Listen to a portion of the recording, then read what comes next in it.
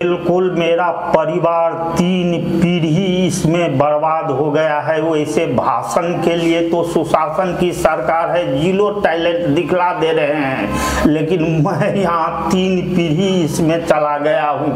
जबकि कोर्ट का आदेश आया फिर भी डायरेक्ट आके कहा गया कि पैसा दीजिए तो पैसा मिलेगा, नहीं तो हाई कोर्ट जो 8 सप्ताह के अंदर सभी शिक्षक शिक्षकेतर कर्मचारियों का भुगतान कर दी जाए। तब उस समय के विधि पदाधिकारी धैर्यनाथ चौधरी थे, वो मेरे यहाँ आए 10 बजे रात में और बोले जो आप ही के काम से आया हूँ, 5 लाख रुपया दीजिए तो 25 लाख रुपया मिलेगा आपको। मैंने कहा 20 साल से लड़ता आया हूँ, मेरे पास पैसा कहाँ से आएगा? पिताजी भी इलाज के अभाव में चल बसे। आप लड़ने के दरमियान ही उनका वो स्वर्गवास हो गए। स्वर्गवास हो गए, लड़ते लड़ते रिटायर भी हो गए। उसके बाद स्वर्गवास हो गया उनका। हजारों बार आवेदन दिया जो मैं अपना शल्य चिकित्सा कराऊंगा, लेकिन कोई सुनवाई नहीं हुआ। यहाँ चलता है रैकेट, है एक बहुत तगड़ा रैकेट। नमस्कार, सिटीजन आवाज में आपका स्वागत है। सिटीजन आवाज के द्वारा लगातार जो है वो संस्कृत विश्वविद्यालय अधीनस्थ वित्त प्रदत्त जो कॉलेज है उसमें जो नियुक्ति है, नियुक्ति में जो भ्रष्टाचार है उसको लेकर लगातार हम लोग खबर बीते कई महीनों से चलाते आ रहे हैं। आज हमारे साथ जो पीड़ित बैठे हुए हैं, इनसे जानेंगे क्या मामला है, पूरे मामले को भी जानेंगे। उससे पहले आपको बता दीजिए, सिद्धेश्वरी लक्ष्मीनाथ संस्कृत महाविद्यालय गजहरा मधुबनी का यह मामला है। अब समझ लीजिए, क्योंकि कई कॉलेजों को लेकर हमने पूर्व में भी चला है, चंदपुरा को लेकर हो या फिर बेगूसराय को लेकर हो, कई मामला जो है उसको लेकर चला है, जिसमें किस तरह से नियुक्ति भ्रष्टाचार चला है इसको लेकर हमने बताया है और हमने डॉक्यूमेंट के आधार पे उस चीज को बताया है। लेकिन ये जो मामला है, ये मामला बड़ा ही गंभीर मामला है, इसलिए क्योंकि बिहार में जिस तरह से सरकारें जरूर ये कहती आ रही है जो कि भ्रष्टाचार को लेकर जीरो टॉलरेंस है, लेकिन किस तरह से भ्रष्टाचार जो बातें भी करेंगे, लेकिन समझ लीजिए किस तरह का सुशासन राज है बिहार में, वो पूरी बात को जब समझेंगे आप तो आप इस पे जो है मोहर लगाएंगे ये कैसी सुशासन राज है। हाई कोर्ट के आदेश के बावजूद भी हमारे साथ जो पीड़ित खड़े हुए हैं ये पूरी मामले को बताएंगे जो कि किस तरह से ये मामला रहा, किस तरह से महाविद्यालय में एक जो फर्जी नियुक्ति है उसको लेकर भी ये कहेंगे, लेकिन जो है लड़ते आ रहे हैं। हाई कोर्ट के आदेश के बावजूद भी समझ लीजिए ये यूनिवर्सिटी किस आधार पे चल रहा है और किसके आधार पे चल रहा है। कई मामले, जिस मामले को लेकर हम लोग भी खबर चलाए हैं, लेकिन एक ये और बड़ा सनसनीखेज मामला जो है संस्कृत विश्वविद्यालय को लेकर और सिद्धेश्वरी लक्ष्मीनाथ संस्कृत महाविद्यालय गजहरा, संस्कृत महाविद्यालय गजहरा मधुबनी को लेकर ये मामला है, जिस मामला को लेकर हम लोग भी कई जो है इस पूरे मामले को लेकर डॉक्यूमेंट के आधार पे हम लोग ने भी छानबीन किया है। जिस छानबीन में ये पता चला है कि कई ऐसे मामले इसमें निकल के आ रहे हैं जो बड़ा मामला हो सकता है, जिसमें बड़े जो है घोटाला, बड़े फर्जीवाड़े घोटाला का जो है खुलासा हो सकता है। करोड़ों रुपया का सरकारी जो पैसा लिया गया फर्जी नियुक्ति के नाम पे, कई सारे खुलासे हो सकते हैं अगर निष्पक्ष और उच्च स्तरीय जांच हो तो। ये बड़ा मामला है। हमारे साथ आवेदक और पीड़ित जो है उपस्थित हैं, जिनसे जानेंगे पूरा मामला को लेकर। सबसे पहले अपना आप नाम बताइए। जी, मैं हरे राम मिश्र, ग्राम पोस्ट गजहरा, भाया खुटोना, जिला मधुबनी। पूरे मामले को लेकर हरे राम अगर बात करें, जैसा कि आपसे प्रतीत हो रहा है, कई पेपर भी आपके पास है, मामला कहां से शुरू हुआ उस महाविद्यालय को लेकर, जो आपके पिताजी उस महाविद्यालय में कार्यरत थे, पूरा मामला बताइए पिताजी के नाम के साथ। सिद्धेश्वरी लक्ष्मीनाथ संस्कृत महाविद्यालय गजहरा वर्ष 1967 ईस्वी में स्थापित हुई एवं वर्ष 1971 ईस्वी में इसे संबद्धता प्राप्त हुई और 1980-81 ईस्वी में इस महाविद्यालय को राज्य सरकार से शिक्षक एवं शिक्षकेतर कर्मचारियों के वेतन भुगतान आदि के लिए वित्त प्राप्त होने लगा। इस महाविद्यालय में मेरे स्वर्गीय पिता श्रीवर मिश्र स्थापना काल से लिपिक के पद पर कार्यरत रहते रहे। पैसा 1980-81 से आता रहा, लेकिन विश्वविद्यालय द्वारा भुगतान नहीं किया गया। तब जाके 2000 ईस्वी में मेरे पिताजी पटना हाई कोर्ट में मामला दर्ज किए।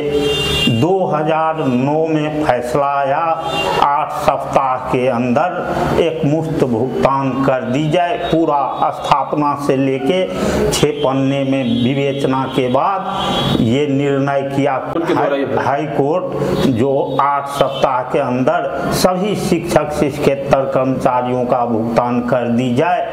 तब उस समय के विधि पदाधिकारी धैर्यनाथ चौधरी थे, वो मेरे यहाँ आए 10 बजे रात में और बोले जो आप ही के काम से आया हूँ, 5 लाख रुपया दीजिए तो 25 लाख रुपया मिलेगा आपको। मैंने कहा 20 साल से लड़ता आया हूँ, मेरे पास पैसा कहाँ से आएगा? पिताजी भी इलाज के अभाव में चल बसे। आप लड़ने के दरमियान ही उनका वो स्वर्गवास हो गए। स्वर्गवास हो गए, लड़ते लड़ते रिटायर भी हो गए। उसके बाद स्वर्गवास हो गया उनका। हजारों बार आवेदन दिया जो मैं अपना शल्य चिकित्सा कराऊंगा, लेकिन कोई सुनवाई नहीं हुआ। यहाँ चलता है रैकेट, है एक बहुत तगड़ा रैकेट। तो यहाँ 2000 में केस हाई कोर्ट में किए मेरे पिताजी। उसके बाद 2000 मतलब भ्रष्टाचार के खिलाफ आपके पिताजी लड़ते लड़ते उनकी जान चली गई, मतलब वो चले गए, बीमार हो गए, फिर वो जो है इलाज के अभाव में उनकी जान चली गई। मेरी माता भी चली गई है। अब मैं बचा हूँ, मैं भी अब अंतिम स्थिति में हूँ। और 2000 में जब हाई कोर्ट में केस किए, उसके बाद नीलांबर चौधरी तत्कालीन MLC और मेरे एक चाचा डॉक्टर जयकांत मिश्र दोनों मिलके पूर्व के सारे स्टाफ को हटा के और अपने अपने लोगों को अर्थबल के आधार पर लाखों रुपया ले लेके बहाल कर दिया, जबकि उसके पास ना कोई आहर्ता है जिसका आप ये नियुक्ति जो हुई थी 2004 में, क्या वो नियुक्ति सही तरीके से हुई? बिहार सरकार की जो शिक्षा विभाग की गाइडलाइन उनके अनुरूप, या फिर फर्जी तरीके से? पूर्ण रूप से फर्जी है। सारा नियुक्ति असंबद्धता स्थिति में विज्ञापन कर दी गई। 9 आरक्षण रोस्टर की कहीं कोई चर्चा है, ये सारा सबूत है जो विश्वविद्यालय की चिट्ठी है। और वेतन निर्धारण समिति भी इन डॉक्टर दयाकांत झा जो प्रिंसिपल साहब थे, अब तो रिटायर हो गए, सारा लाभ मिल ही रहा है क्योंकि उनके सहयोगी हैं डॉक्टर दिलीप कुमार चौधरी अभी, और वो सिंडिकेट का सदस्य भी हैं। और उनका यही काम है, पैसा दीजिए, कोई सबूत की आवश्यकता नहीं, सारा काम चलेगा।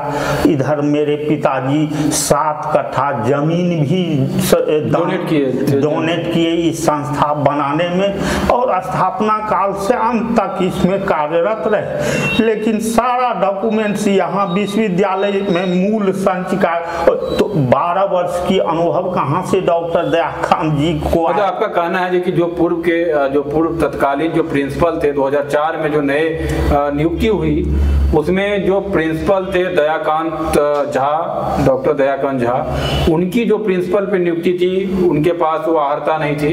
कुछ नहीं आहर्ता है उनके पास, न 12 वर्ष का अनुभव है, न उनकी नियुक्ति कभी भी सिद्धेश्वरी लक्ष्मीनाथ संस्कृत महाविद्यालय में शिक्षक के पद पर भी नहीं हुई है। मैं बोल्डली कहता हूँ या सबूत कहता है जो विश्वविद्यालय की चिट्ठी है।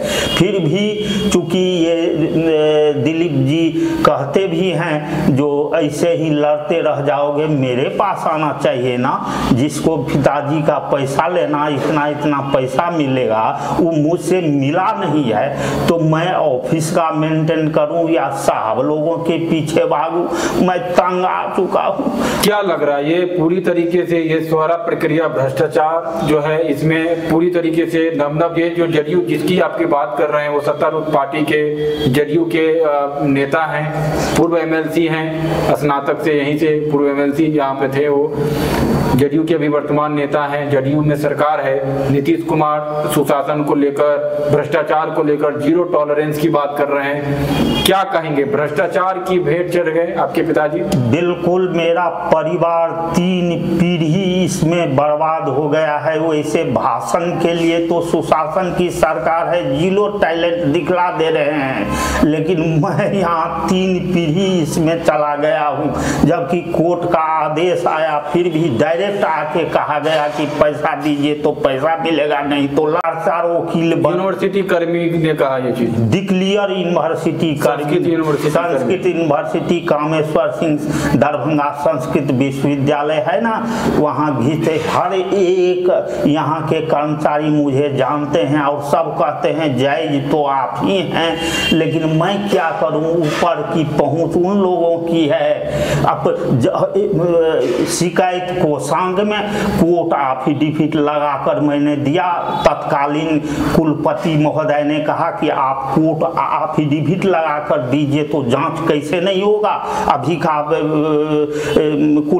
कुलपति है और पीछे का कुलपति नहीं था, तो जांच होगी ही। जांच हुआ भी, लेकिन जब अंतिम समय में इनसे डॉक्टर दयाकांत झा जो तथाकथित प्रभारी प्रधानाचार्य हैं, उनसे उनकी नियुक्ति आहर्ता की बारे में मांग की गई। शिकायत कोषांग मांग किया कि आप 1 सप्ताह के अंदर आप अपना नियुक्त संबंधी सारा डॉक्यूमेंट्स उपलब्ध करावे, तो बार बार संज्ञान देते रहने के बाद भी उन्होंने कुछ नहीं दिया। तो शिकायत कोषांग के 12 बाबू थे धर्मनारायण झा जी, वो कहा कि इस बार आपका काम हो जाएगा, ये सारे फ्रॉडगिरी पर कार्रवाई होगी ही, क्योंकि वो देगा यदि कागजात तो भी फंसेगा, क्योंकि कभी उनका नियुक्ति ही नहीं है, और नहीं देगा तो फंसेगा। ठीक है, तो हम जब 10 रोज के बाद फिर आए वहाँ, तो बोले जाइए, आपको उड़ा के फेंक दिया दिलीप चौधरी ने अपना। कौन कहा ये चीज? वो धर्मनारायण जी एक बड़ा बाबू थे शिकायत कोषांग का, वो जो अपना पैड पर लिख के दे दिया जो इस जांच को अभी रोक दी जाए। कौन? ये पूर्व एमएलसी महोदय, पूर्व एमएलसी डॉक्टर दिलीप जी अपना पुतौ बेटा का नियुक्ति करते हैं या डिक्लेयर जो करना चाहते हैं विश्वविद्यालय, संस्कृत विश्वविद्यालय वही होता है, ये क्लियर कट बात है। तो मैं कहाँ जाऊँ, किसको आवाज सुनाऊँ? मैं अभी भी कोर्ट एफिडेविट लगाकर कहता हूँ मैं स्वतंत्रता सेनानी का परिवार हूँ, मेरे दादाजी स्वतंत्रता सेनानी थे, धिक्कार है उनके, इसी स्वतंत्रता के लिए वो अपना बहुमूल्य जीवन दान किए। मैं आह्वान करता हूँ सारे स्वतंत्रता सेनानियों को, मेरे साथ जो ये अन्याय हो रहा है इसके लिए आवाज उठाए।